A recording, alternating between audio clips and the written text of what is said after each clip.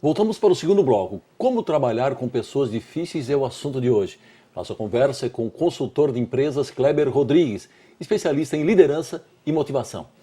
Bem, Kleber, eu gostaria que você falasse agora sobre a chamada Organização dos Refugiados. O que é isso? A Organização dos Refugiados é um conceito, na verdade, desenvolvido pelo pessoal da equipe do Mil Palestras, onde eles abordam um fenômeno que é muito comum nas empresas. A Organização dos Refugiados acontece quando existe uma liderança dentro da empresa, uma pessoa que tem poder de influência. E eu quero lembrar que nós somos sempre influenciados pelas outras pessoas, às vezes em maior intensidade, às vezes em menor intensidade. Mas tem pessoas que têm um poder de influência muito forte. Ela já tem um certo carisma, já tem uma certa liderança, e as pessoas olham aquela pessoa como uma pessoa em que elas podem se espelhar. E aí, muitas vezes, essa liderança não tem um comportamento tão desejável. Ela tem um comportamento, às vezes, negativo, às vezes reativo, às vezes agressivo.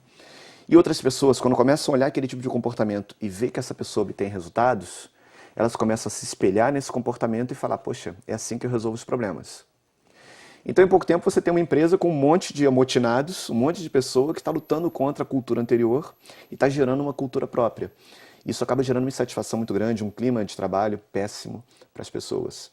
Agora, isso, infelizmente, é muito comum. E como é que não é percebido no ambiente das empresas uma organização de refugiados como essa? Na verdade, percebido é. Só que nem sempre as pessoas se dão conta do risco que isso oferece para o clima organizacional. Muitas vezes a pessoa fala assim, poxa, esse cara é muito cri-cri, mas não faz nada para melhorar. Ou, nossa, esse cara aqui, ó, o fulano já está copiando ele, está ficando igualzinho a ele. E a pessoa fica indignada com isso, mas não faz nada para melhorar. Então, o que a gente precisa fazer não é só perceber, é perceber e atuar de uma forma corretiva. A gente precisa conversar com essas pessoas, a gente precisa integrar essas pessoas ao processo, a gente precisa fazer com que essas pessoas se sintam valorizadas dentro do processo, porque assim elas baixam a guarda e a gente pode ter um clima mais ameno, a gente pode ter um trabalho muito mais eficaz. No setor privado ainda há alternativa, de repente, de dispensar essas pessoas. Agora no setor público já fica mais difícil. Então acho que esse tipo de aconselhamento ele vale especialmente para o setor público brasileiro. Né? Com certeza, mas eu não esqueceria do setor privado não, porque demitir uma pessoa é muito custoso para uma empresa. Não só pelos encargos que ela paga, mas o custo de contratação, o custo de qualificar uma pessoa para aquele cargo. Então tudo isso demora e é oneroso.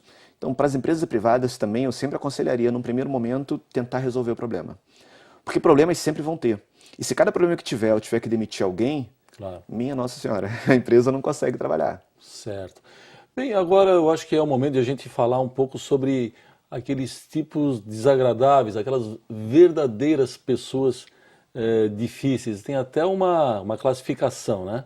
Os agressivos, os negativos, os dissimulados. Eu gostaria que você falasse um pouquinho sobre cada uma dessas categorias. Claro. O agressivo é o mais comum. O agressivo é a pessoa que é mais irritadiça, que está com vários problemas, e esses problemas eclodem e ela explode de uma forma muito radical. O agressivo incomoda muito, violento muito mais as pessoas, porque ele é muito incisivo. Agora, muitas vezes o agressivo tem coisas boas, porque ele é muito mais aberto. Você entende de verdade aquilo que ele é.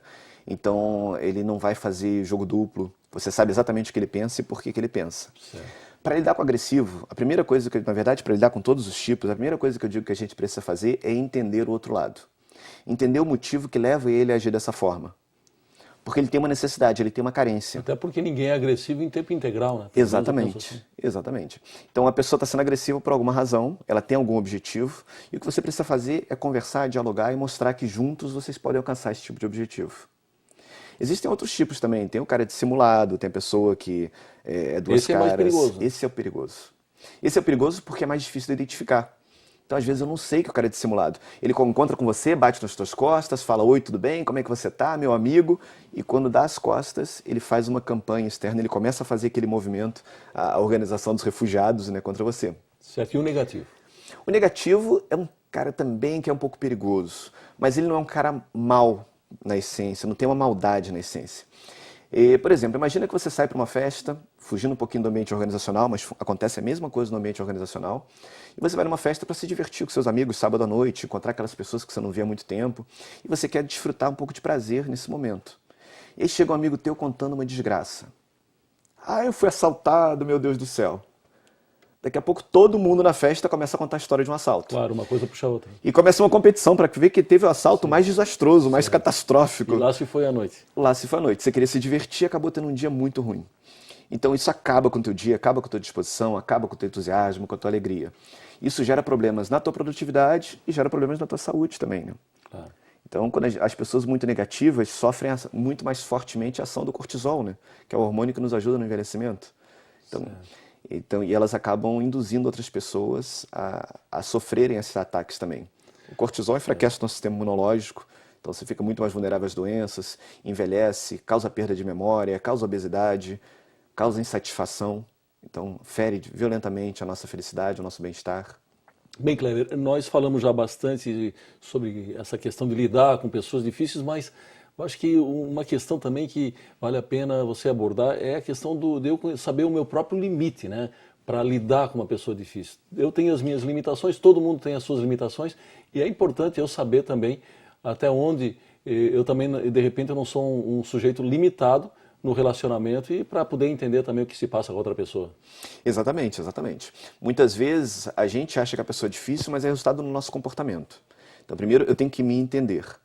E a outra coisa é saber, quando a gente fala de limites, a pessoa pensa sempre até onde eu devo ceder. Certo. E a gente tem que ponderar, tem que ter aquela moeda de troca, conforme a gente disse. Então são dois elementos importantes. Primeiro, o que eu tenho feito para a pessoa agir dessa forma comigo? Então esse autoconhecimento é fundamental. E o autoconhecimento é a base da inteligência emocional, né? E a gente precisa primeiro se conhecer melhor, entender melhor o que a gente faz e por que as pessoas reagem dessa forma. E depois entender até onde eu posso ceder, até onde eu tenho que negociar, até onde eu tenho que, às vezes, forçar um pouquinho a barra, que pode ser parte do jogo, às vezes você tem que impor também. Não tem nada de errado nisso. O que tem de errado é impor se for uma coisa contra a ética, que vai prejudicar a pessoa. Mas em alguns momentos no relacionamento a gente precisa impor algumas coisas. Às vezes não tem tempo para pensar e para negociar. Mas aí tem a figura do assédio, e como administrar isso? É verdade. Na verdade, o assédio acontece quando tem uma repetição muito grande do comportamento. Sim.